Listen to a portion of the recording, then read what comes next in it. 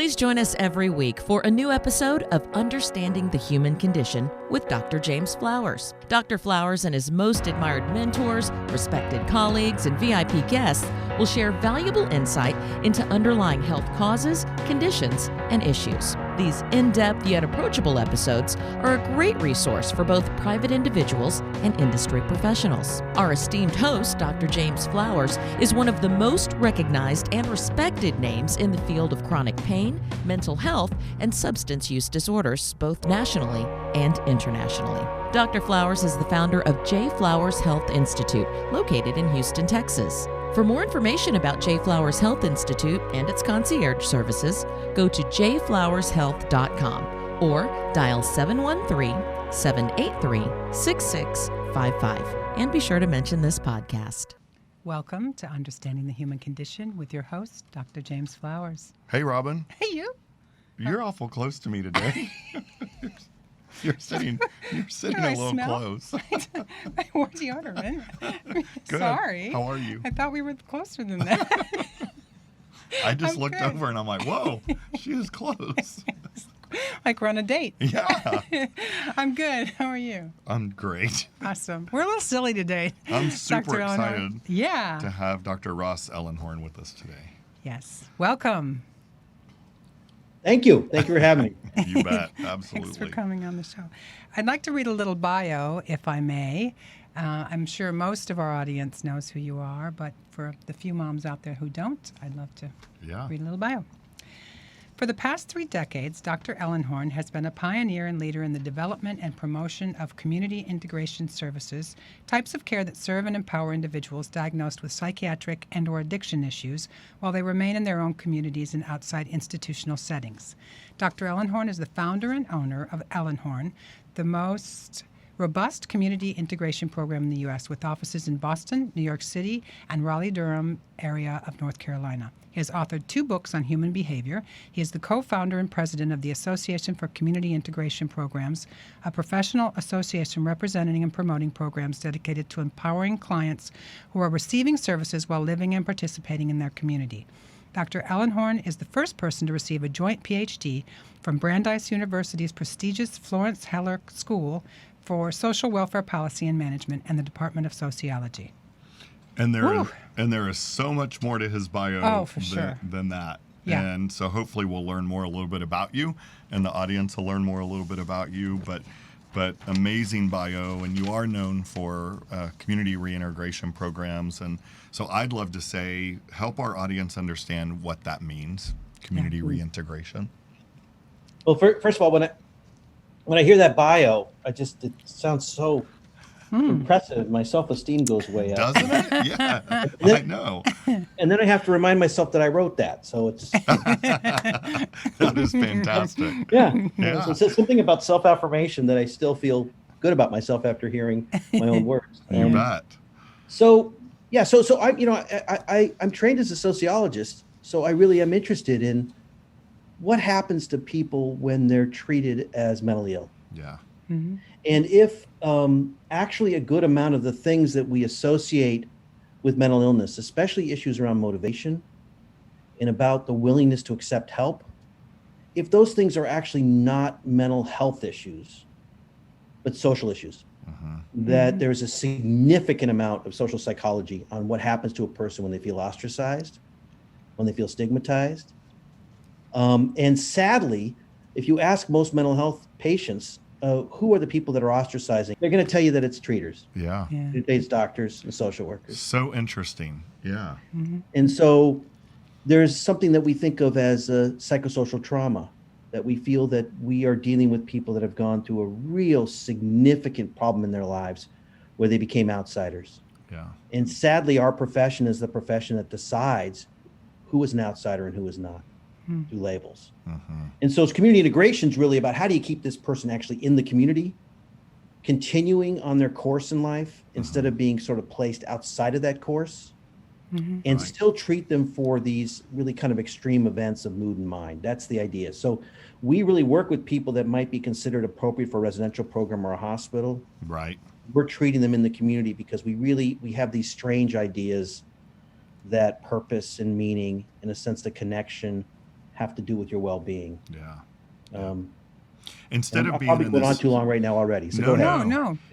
Are you saying instead of being in this brick wall, in this type facility type program, right? Instead of being in a false environment, right, and not in vivo. Yeah, I mean, your podcast is on the human condition. So here's one very simple thing we know about human beings. They're living. Yeah. Living beings, you cannot predict the growth of a living being. You cannot prognostize about it. You can't decide where they're going in their growth. You can pretty much tell what illness is and you can label that, but that's actually less important than growth and a person's movement forward. And the other thing we know about living beings is that because they're constantly changing and moving forward, that they live in ecologies, that they're part of the world. They're taking in the world and they're also producing into the world. And we live in a system that treats human beings as if they're not human beings, but things. So when they're broken, you send them to a factory or a place where you get fixed. And then there's certain tools we use there. And if those tools don't work, we assume that they're too broken to be fixed. So it's a factory orientation. Psychiatry and mental health care is basically a factory orientation. It's the orientation of what we do to things, not living animals or beings. Talk to us about the trauma caused by psychiatric treatment that you see. Well, I believe that actually a lot of things that we associate with the negative symptoms of schizophrenia may be actually a person who's in despair, and a person who has lost hope, and a person who has been beaten so badly by ostracism that they've given up making contact with people. Yeah. And that when we talk about clients that are difficult to engage, we're really talking about people that are not trusting us, and for good reason, often. Because the thing that's difficult to engage is actually our treatment. We don't come to their homes. We don't come to them. We make them go to places, again, as things, and then we kind of try to fix them. And so a lot of that trauma has to do with motivation. I don't want to move forward anymore. And I could talk to you a little bit further about that if you want, because my research is on this thing called fear of hope. And what we call a perturbed relationship with help. Yeah. And for me, I think everybody needs to learn how to accept help. And if a client from my program accepts help from a shaman, I'm as happy as if they accepted help from a psychiatrist. Absolutely. The point is, can you receive and accept and metabolize help? Yeah. And somebody that's been so injured by these systems of care, they stop wanting to take in help. So those are kind of the two symptoms of psychosocial trauma. Yeah. There's remarkable research actually by this guy named Kipling. Play this game called Cyberball. Okay. And what that is that they get on a computer and they play against two other supposed people, but it's just a program. They don't know this. And those two people throw a ball, and then they throw to the person, to the subject. Subject throws back, and then those two people just start to throw to each other only. And the person is in an fMRI machine. And the same part of their brain that responds to pain is all lit up. Because pain is telling you, yeah. Pain is telling you got to get back to the tribe. You got to get back to the group. You're in trouble. Absolutely. Right? Yeah. Now Williams actually now tells people, you're playing a game and there's no two other people in the room. The same thing happens. Yeah. That's how cued in our brain is to acceptance and being involved and being connected. Sure. Yeah. The research on loneliness is the same thing. The research on loneliness is that loneliness is a feeling that's trying to get you back to the group. And so that's why loneliness, when it keeps going, is just as much the cause of heart disease as cholesterol and smoking 17 cigarettes a day. Yeah. Because all the cortisol's in your system telling you to get back to the group. Right. Because you're on the outside. Yeah, absolutely. I was intrigued by the phrase fear of hope. Is that something similar to self-sabotage? Tell us about your research on fear of hope, because it sounds so interesting. Yeah, I sadly, I've been told I can't talk too much about the results until the thing's published, which drives me crazy. I know. But I'll tell you my version of it, because it comes from my version. Perfect. So my version, and then the social psychologists at Rutgers University were part of a team, and we're studying this. Got it. But basically, we're showing that hope is a really important psychological resource. Hope is the thing is the emotion that pushes you through uncertainty. That's what it is. It's the thing that when things are uncertain, you're able to get through it because this emotion is pushing you through. We're showing that that a person can have high hope, but be terrified of that high hope. Sure. Because there's so many disappointments. And that their fear of hope can lower the curative effect of hope. Yeah. Even though they're high hope. And what we're discovering is that actually the people that are in the worst shape are not the people that have low hope and high fear of hope. It's the people with high hope and high fear of hope. They're agitated people. So they come into your office and you meet with them for therapy and you tell them that there's all good things that can happen in your life. And you're giving them lots of hope. And all you're doing at that point is terrifying them. Yeah. And then they're responding and they're saying, I don't want to hear what you have to say. And I don't want to change. And you're saying to them, well, you know, you kind of got to pull yourself up and move forward. And you're just terrifying them further. And so we're in this kind of place in therapy where if we can respect that what's going on for people is often this fear of hope, we can get to another place with them. Yeah. Understandable phenomenon. Does that make sense? Absolutely. And I would assume that carries across over into physical health and medical health as well. Same thing, right? That fear of hope. Yeah. Chronic diseases. What's that? Chronic diseases, cancer, chronic pain, all of that. If someone has that fear of hope, right? A fear of getting better. Right. And in the area of problematic habits, where people are afraid of their own sobriety because they're afraid of that point where they lose it. Yes. And so when you're talking about self-sabotaging, another way of thinking about it is fear of hope. And sure. And it's not something any of us are freed of. Yep. You don't see a theologian out there saying hope is easy. Yeah. Right? Exactly. That's right. Absolutely. Yeah. Thank you for that. Dr. Ellenhorn, talk to us also on new ways of thinking about extreme states of mind and mood. Well, I think that one way of thinking about it is that there is no one schizophrenic. There's no one bipolar disorder. There are human beings that are having these experiences. And if we begin to think of them in a uniform way, we're probably hurting them. Yeah. And we're also hurting our ability to have a collaborative relationship with them. And all good treatment happens from a collaboration. This is just the truth. I mean, all the research on common factors in therapy say it's the collaboration that matters. 15% of what works in treatment has to do with the model you use. That's 30% has to do with the collaboration. Yeah. And the minute you're telling a person they have a thing that they're suffering from is the minute you've broken down that collaboration. Instead of a conversation about what this experience is like for them and what their relationship is with that experience. So this is where diagnoses get us in trouble, right? Yeah. Instead of sort of getting to the person and their experience of this thing. Right, absolutely. And you're talking about collaboration, patient-provider and provider-to-provider collaboration. Yeah, absolutely. Yeah, we are the worst profession at collaborating. Yes. I agree. I have to ask, because I've been so curious since I read about this, what is a psychedelic-based center? Can you educate the audience about this? I was dying to ask you this. I was dying to ask you this. Uh-oh, here we go. Here we go. Where'd you find that? I don't know where you found it. And if you want to pass on that, you can. No, I don't mind. But we're live. It's like, oh, boy. So I had this idea that I was going to start a program separate from mine with some people in New York City that both took a more creative approach to the use of ketamine to help people with certain issues, and also did work in psilocybin in other countries where it's legal. Yeah. And I was sure that if I did this, it would hurt my reputation. Because, basically Ellenhorn's becoming a hippie. Right. So Ellenhorn's in trouble. Yeah. But you know what? Every single hospital in this country is now looking at this. Absolutely. Everyone's looking at Every single university is looking at this. That's right. When did you start looking into it?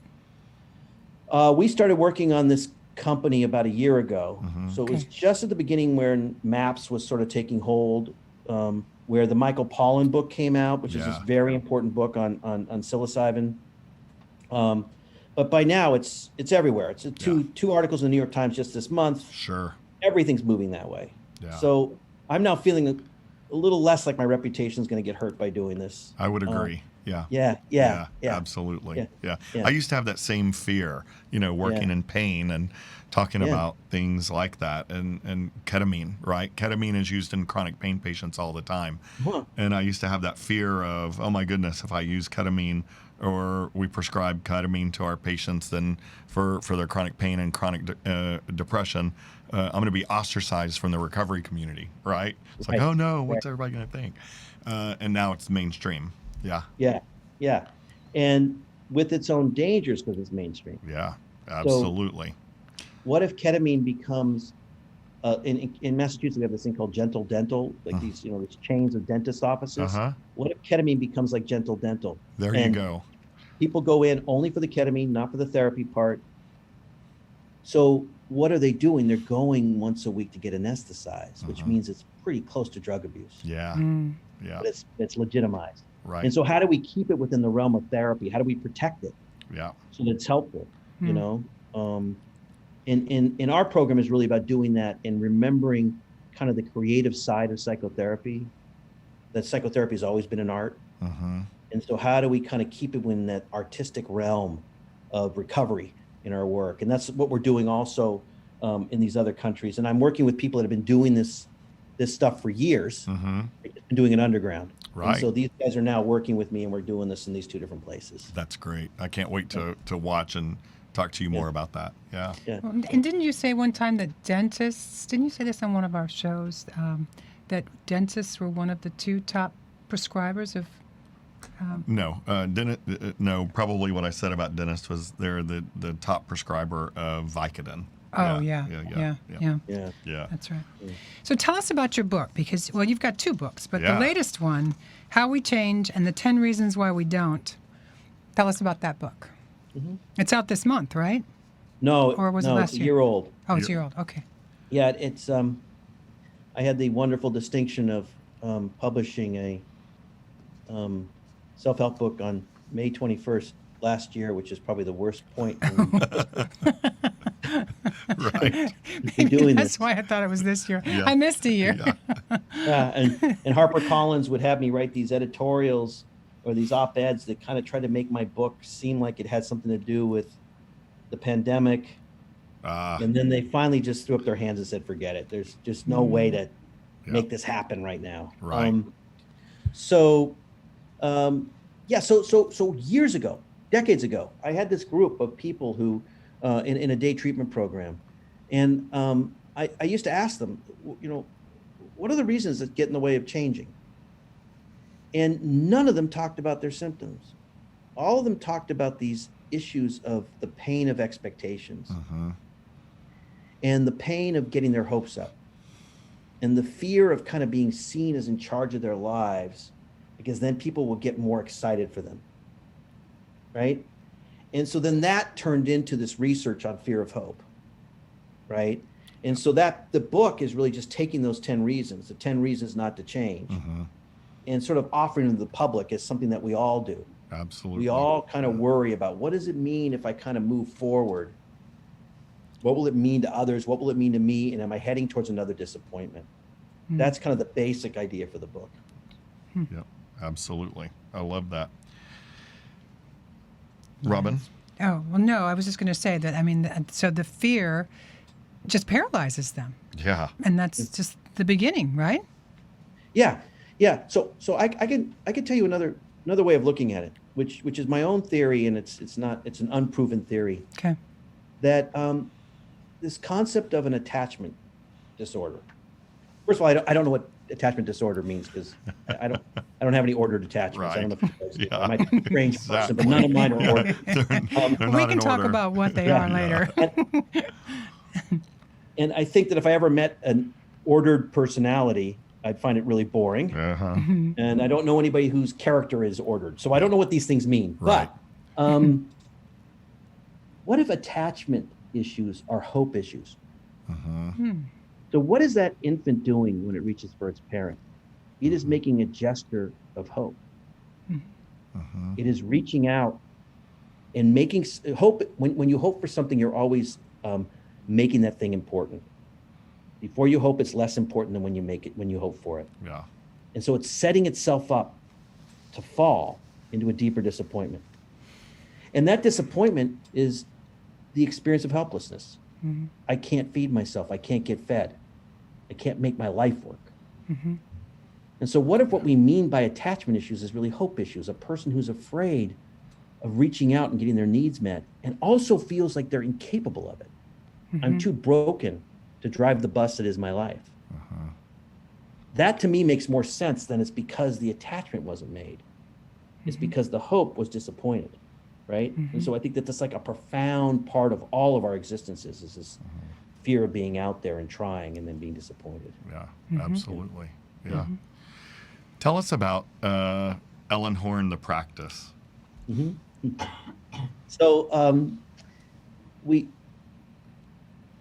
really combine, if you think about a person who has had significant extreme experiences of mind and mood, uh-huh. they need a lot of help psychiatrically uh-huh. if they're going to integrate in the world. They need a whole team around them that gets them to class, that meets them afterwards, that maybe brings them home, that spends time with them. They need a psychiatrist that's really thinking about their care in a really sensitive way, making sure the side effects aren't too great, making sure the meds are working. And so we call ourselves a hospital without walls, but we're really not a hospital without walls. We're an organization that's trying to keep a person in life while you're moving forward. Right. Mm-hmm. And we use this model called PACT, which is this model that came out of Wisconsin, and they shut down a hospital, and they took the clients and the staff from that hospital and they put them in the community. And what they discovered is if that staff is constantly communicating and meeting every morning to go over the last 24 hours, and if all the care is provided by that staff, and if it's mobile, people don't need to be in the hospital anymore. Right. Yeah. And so we are taking PACT to well-resourced families. So that's the other thing we do is that, well-resourced families actually don't have community mental health. They don't have a place to go that bridges between a hospital and a psychiatrist. Uh-huh. And so we're the place where they can have that kind of sense of a community mental health, where the continuum of care changes and shifts depending on what they need and all of that. Yeah, absolutely. Sounds amazing. And you guys are in more than one city, right? Mm-hmm. Mm-hmm. Yeah. We're in Boston, New York, Raleigh-Durham area, and now Los Angeles. Yeah, sure. Yeah. And you'll work with anyone probably anywhere around the country. Is that right? Right. So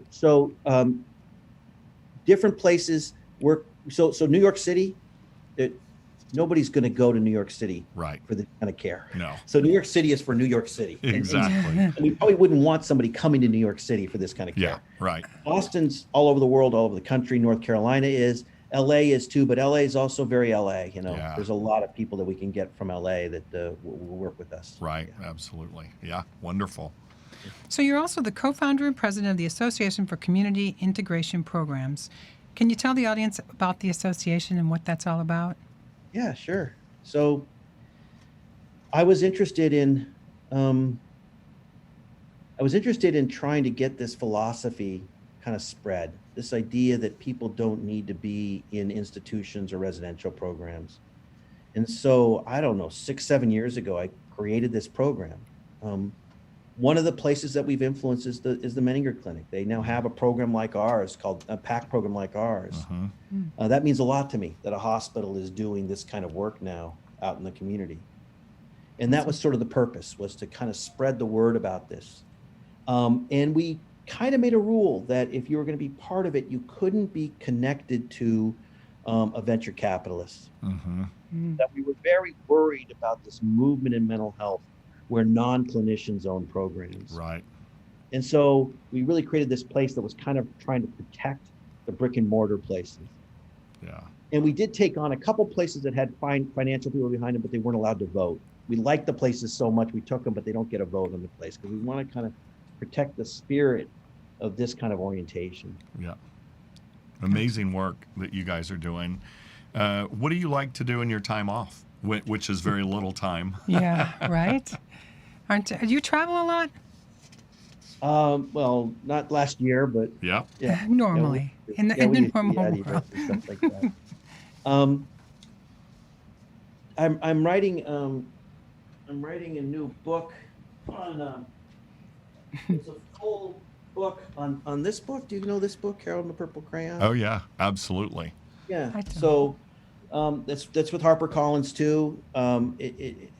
I think I'll have it done by mid-June, and it's about this concept called sacred originality, which is this idea of how do you get to the original source for each person, and how that source is sacred, and how do you protect it.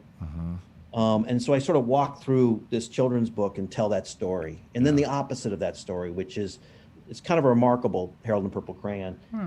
The opposite story is authoritarianism, consumerism, conformity. It even tells that in the story. And there's a reason for that, which is the book was written in 1955, and people were writing about that stuff like crazy back then. People like Erich Fromm, Ivan Illich, Herbert Marcuse. So there was a whole scene of people that were worried about uniformity then.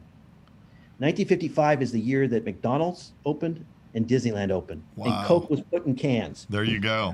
Spread out all over the place. So there was this period where people were very worried about uniformity and conformity, and this book kind of comes from that period. So it's like a little message in a bottle to look back and sort of say, what have we lost, and how can we again kind of understand the sacredness, what Martin Luther King called the sacredness of human personality, the uniqueness in each of us, and how do we preserve that, and how do we support that? Because to me, when I think about what I want for my clients in my life, I don't think about pathology as much as I think about how do you get to that core uniqueness. Yeah. And then how do they get back to themselves? How do they go out and thrive? Absolutely. Yeah. Dr. Ellenhorn, thank you so much for taking time out of your day and all of the things that you do. And you were amazing yesterday when you thought the podcast was yesterday, and you were great with it. You were so cool about that. Yeah. And that you answer your own telephone. I mean, I'll let the audience know that when I first called him, I picked up the phone fully expecting to leave a message, and he answered the phone. And I didn't know what to say. You're like, hello. Hello. Right? Do you remember that? Yeah. Well, and then I said, I didn't expect you to answer the phone. You said, well, I saw the 713. I thought you were Menninger. That's correct. That's right. That's what I did. Well, Matt, did you ever watch Mad Men? Oh, yeah, sure. You know the old guy that would sit around in his office? The secret is that's the life of a CEO. There you go. You sit around waiting for people to call. That's actually the secret. And I learned this from a CEO. He said, yeah, CEOs. That's if you're doing it correctly. They just sort of sit around. You don't want anybody to hear this either, do you? I love that, because that's my day. Yeah. We share an office together, so I know his day. Exactly. So when you called, it was like, oh, someone needs me. Oh, that was Again, sweet. nice. I was so impressed. I'm like, wow, Yeah. he answers his own phone. That's pretty cool. Well, we would absolutely love to have you down to Houston and not only visit Menninger, but visit J. Flowers Health Institute when you have time. And thank you for this incredible interview and this time you spent with us today. And Thank you. It was a lot of fun. Yeah. If someone wants to reach you, what's the best way to reach? Well, you might answer the phone, right? What's the best way for them to reach out? They can email me. So it's r.ellenhorn@ellenhorn.com. Yeah. Excellent. Absolutely. Yeah. Thank you again for being on the show. And I hope next time we can do this in person. We tried to get you here in person, but you were just too busy. I'd like to remind everyone watching or listening to us that there's numerous platforms to find our podcast: YouTube, Apple Podcasts, SoundCloud, Spotify, Stitcher, and iHeartRadio. Please help us out by subscribing to our podcast, liking it, and sharing it. Thank you. Thank you, everybody. Thanks so much. Thank you, Dr. Ellenhorn. Take good care. Thank you.